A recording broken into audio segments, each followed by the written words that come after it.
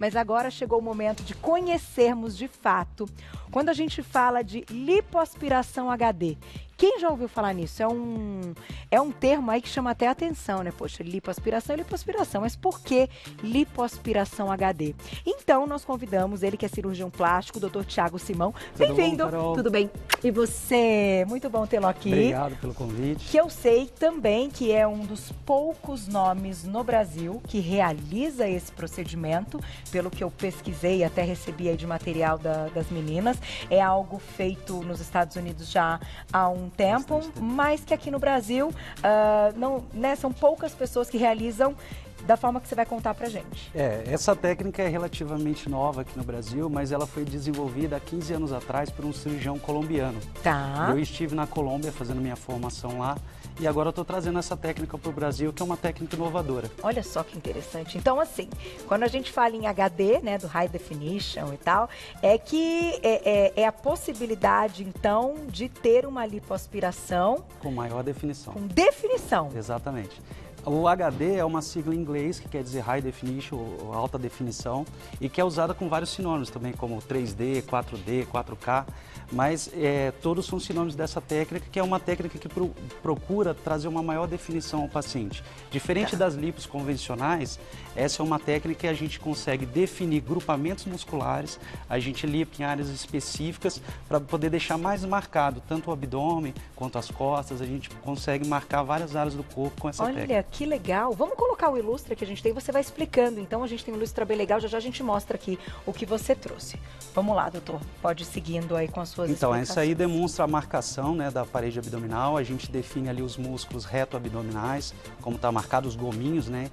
E também definimos a região dos peitorais, do bíceps, do deltoide, que é a região do ombro. Na região das costas também conseguimos uma boa definição, principalmente ali acima dos glúteos, ao redor dos ombros. Tá. E essa técnica, ela procura definir justamente essas áreas. Então, nós lipamos na transição entre os músculos para que faça uma depressão naquele local e possa definir, a musculatura fica mais aparente. Então, o paciente parece mais atlético, com um resultado mais bonito. Agora, vamos falar um pouco então da diferença na lipo convencional, que a gente já falou tantas vezes, que eu acho que está no ranking aí, né, do topo. É a cirurgia mais realizada no mundo, né, a lipoaspiração. Né? Então, a diferença é que na lipo, onde é aspirado, então, também não vai em pontos específicos? As 5 principais diferenças dessa técnica, que é uma técnica menos agressiva, porque nós emulsificamos a gordura antes de fazer a aspiração. Tá. É uma técnica que sangra menos, tem menos trauma de vasos, a pele retrai mais, por isso a gente consegue uma definição melhor. E é uma técnica um pouco mais complexa, que tem um refinamento maior. Então essa é a principal diferença em relação à lipoaspiração convencional. Então nessa técnica, eu vou demonstrar aqui para você. Nós definimos os grupos musculares. Então na região abdominal, o principal músculo que a gente tem é o músculo reto abdominal, que ele fica nessa região. Tá. Dos dois lados. Então, nós procuramos definir principalmente a região mediana, que é a linha alba, e essas linhas que são chamadas de semilunares. Então, o paciente consegue uma definição melhor do músculo reto abdominal. Além disso, na parede abdominal, a gente pode demarcar aqui os arcos costais e a crista ilíaca, que são 2 referências ósseas que a gente tem na parede abdominal. E aqui a gente tem um músculo que se chama oblíquo externo, que é um músculo da porção lateral do abdômen. Então, nós definimos, aqui existe uma depressão que nós intensificamos isso com a lipo, então a gente aprofunda essa área e essa linha, ressaltando mais esse músculo. E aqui na porção inferior, onde é o tendão, onde se insere essa musculatura, aqui não tem músculo, então nós também fazemos uma depressão dessa área para que esse músculo fique mais evidente. Então, através dessa técnica, diferente da técnica convencional, nós ressaltamos a musculatura do reto abdominal e do oblíquo externo, por exemplo, na região abdominal. Então, fica um abdômen muito mais definido, os pacientes ficam com um aspecto mais atlético. E nos homens, a gente pode também fazer os famosos gominhos, né? Nas mulheres, nós não gostamos de definir tanto essa região. Mas nos homens, a gente consegue fazer também os gominhos para fazer aquele six-pack, né, que Olha eles adoram falar. Vocês viram isso, os gominhos meninos? do abdômen. Olha, os meninos vão ficar com os gominhos aparentes agora. Mas vamos lá, deixa eu te fazer algumas perguntas importantes, até para a gente entender. É um procedimento para todo mundo? Não, infelizmente não. Essa é uma técnica muito específica que tem que ter uma indicação específica também. Tá. Então, pacientes com muita gordura visceral, que é a gordura intraabdominal, gordura interna dentro do abdômen, eles não são candidatos ideais para essa cirurgia. Por quê? Porque a gordura interna, ela abaula o abdômen. Então, se você tentar fazer uma marcação, vai continuar o abdômen abaulado e a paciente não vai ter o resultado que gostaria. Também pacientes com muita flacidez de pele na região abdominal.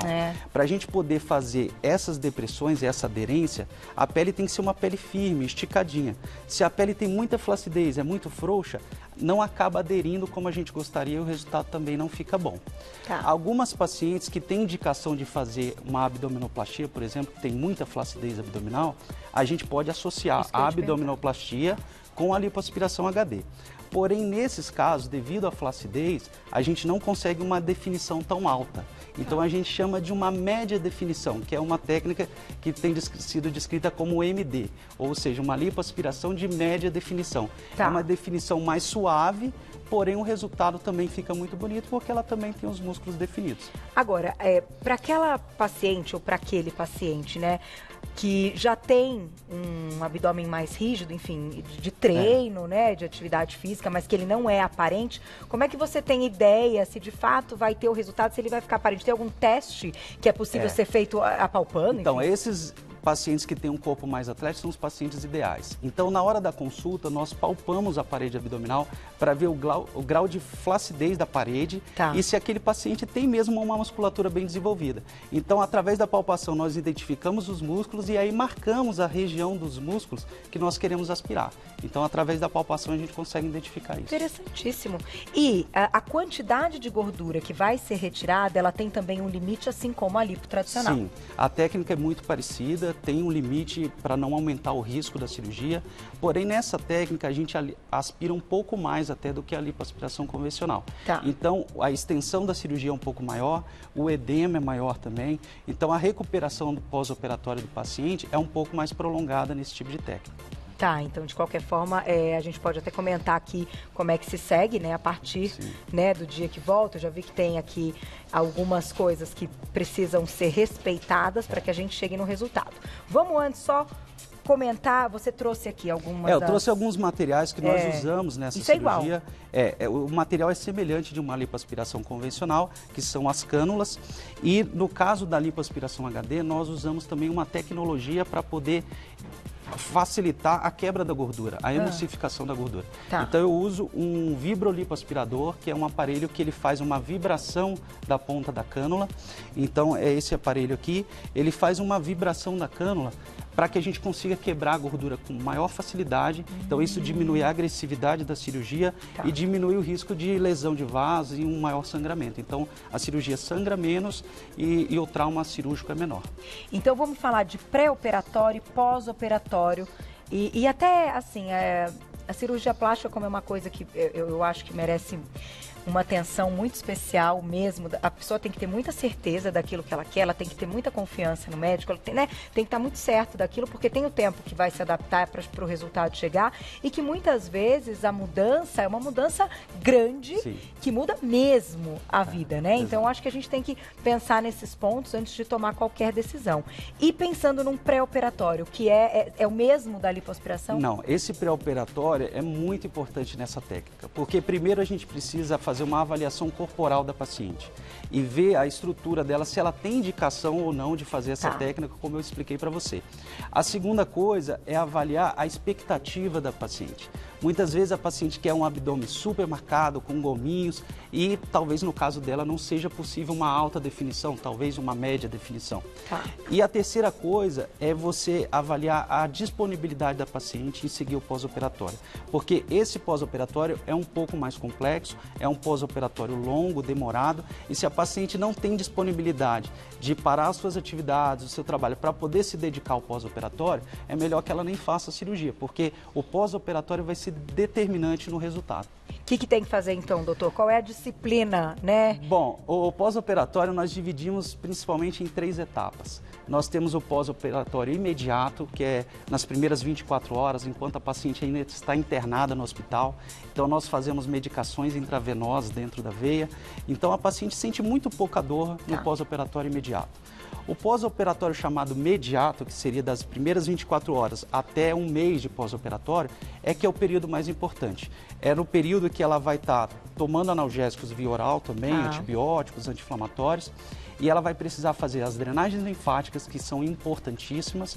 Nós temos uma equipe especializada para fazer isso, que tem muita experiência com lipoaspiração HD.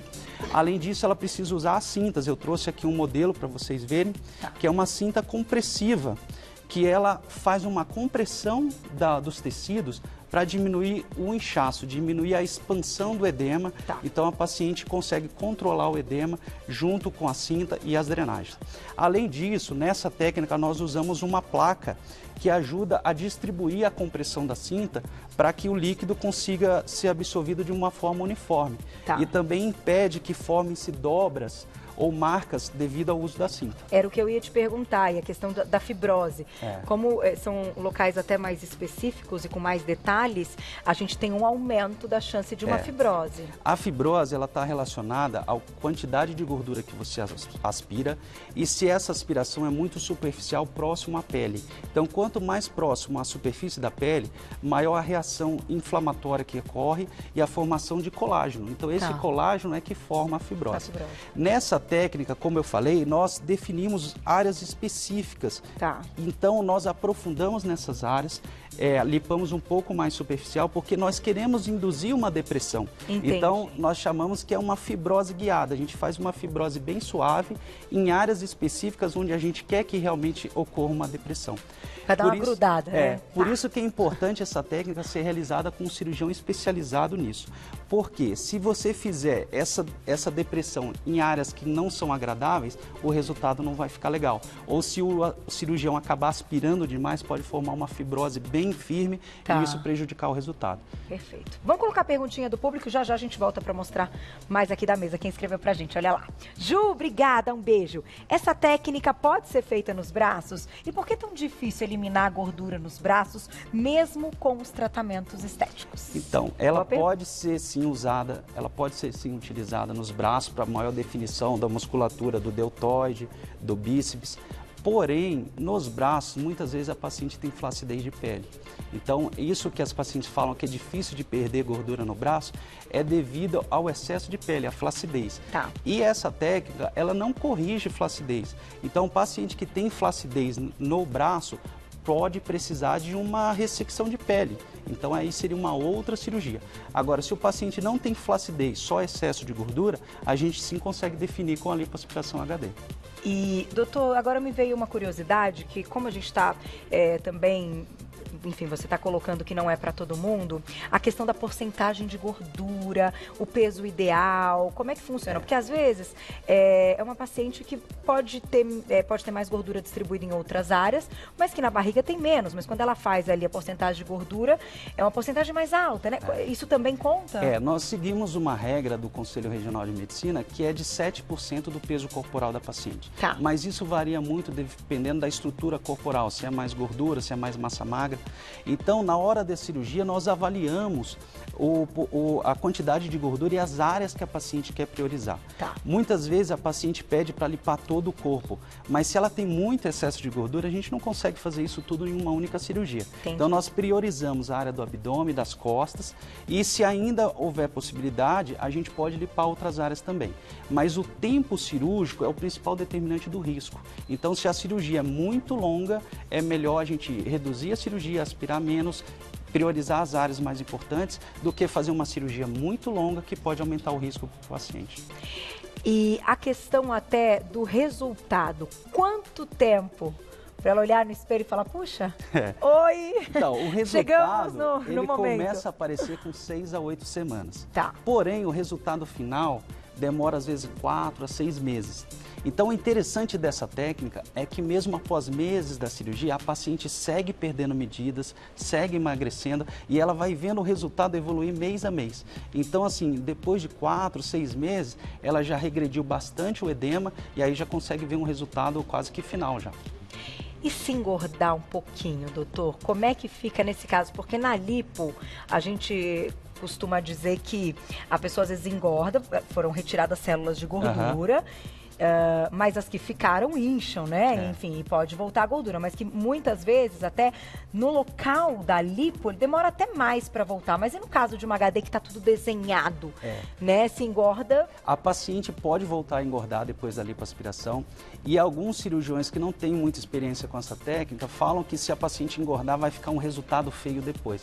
Mas isso não é verdade. O que acontece é que a paciente vai perder a definição que ela tinha. Então, se o abdômen estava bem definido, conforme ela vai engordando, vai perdendo a marcação e aí a definição fica prejudicada. Mas pode treinar depois do tempo determinado. Sim, normalmente, isso né? É importantíssimo. A paciente precisa colaborar no pós-operatório para poder aprimorar esse resultado. Então, depois que ela é liberada para fazer atividade física, em torno de 1 a 2 meses, é importante que ela fortaleça essa musculatura, que agora os músculos que estão mais evidentes, fortalecidos, eles vão ainda aprimorar o resultado. Muito bom. Tem mais perguntinha do público que escreveu pra gente na tela, olha lá.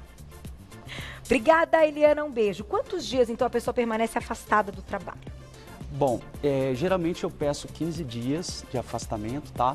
Mas dependendo da evolução da paciente, a gente consegue até liberar antes, com uns 10 dias. Mas esses primeiros 15 dias é o período principal que a paciente precisa fazer as drenagens, para poder desinchar mais rápido. Então, pelo menos 15 dias seria importante. 15 dias afastado. Pra gente encerrar, doutor, uma coisa que também me veio à cabeça agora, já que a gente está falando da questão